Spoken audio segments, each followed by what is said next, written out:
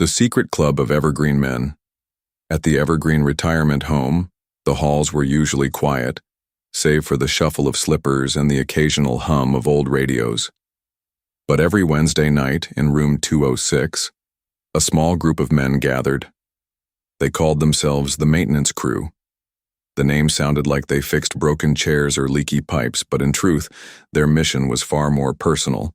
They were devoted to keeping their penises healthy, no matter their age. Harold, age 82, was the unofficial leader. A retired biology teacher, he often reminded the group of what he called the first commandment of manhood: use it or lose it.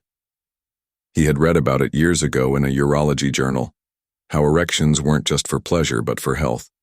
Blood rushing into the penis delivered oxygen, kept the tissue elastic, and prevented shrinkage. "Gentlemen," Harold would say, tapping his cane for emphasis, "we may have lost our hair, our teeth, and some of our hearing, but we're not losing these." The others chuckled. Sam, who was 76 and diabetic; Lewis, 80, a quiet widower with shaky hands; and even Arthur, 90, who swore he was a shower, not a grower, but never missed a meeting. The men weren't ashamed. Science was on their side. They knew the brain had its own penis maintenance program, erections during REM sleep. But as Harold liked to point out, why leave it all to the brain when we can help the process along? So they did. Each week, with blinds drawn and the TV humming to cover any stray sounds, the maintenance crew conducted their ritual.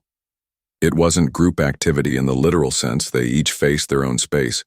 But there was solidarity in knowing everyone was working toward the same goal. Harold had once brought in a vacuum pump for demonstration.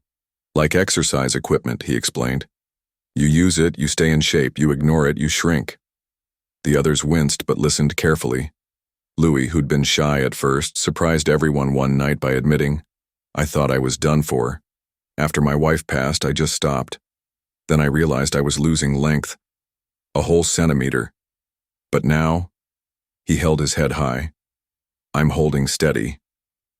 The men clapped as if he'd announced winning the lottery. Over time, they swapped stories about pleasure zones and sensitivity. Sam confessed that even though he was losing some feeling with age, he discovered new erogenous spots he'd never paid attention to. Arthur teased that with enough practice, orgasms at 90 felt sharper than they had at 30. It was strange, maybe even funny, but the maintenance crew believed they'd stumbled onto a truth.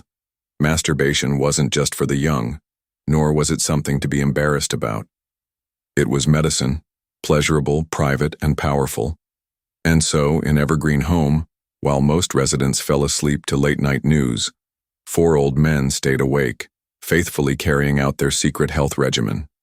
Not for lust, not for shame, but for survival.